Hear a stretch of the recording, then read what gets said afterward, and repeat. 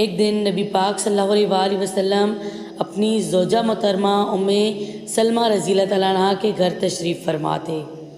گھر میں سکون اور محبت بھرا ماحول تھا، اور اسی دوران آپ صلی اللہ علیہ وآلہ وسلم کے پیارے نواسے حسین ابن علی رضی اللہ عنہ بھی قریب ہی موجود تھے۔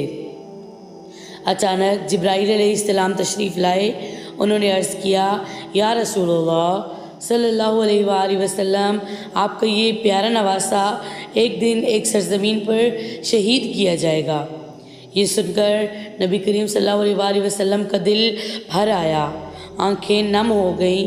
پھر جبرائیل علیہ السلام نے اس سرزمین کی سرخ مٹی بھی پیش کی جہاں حضرت حسین رضی اللہ تعالیٰ عنہ کو شہید کیا جانا تھا۔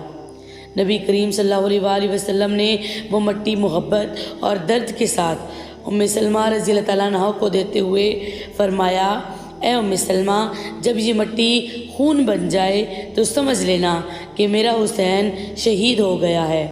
وقت گزرتا رہا، پھر ایک دن یہی مٹی خون میں بدل گئی، اور میدان کربلا، بیٹل آف کربلا میں نبی پاک صلی اللہ علیہ وآلہ وسلم کے پیارے نواسے حضرت حسین رضی اللہ تعالیٰ عنہ نے حق کی خاطر عظیم قربانی دے دی۔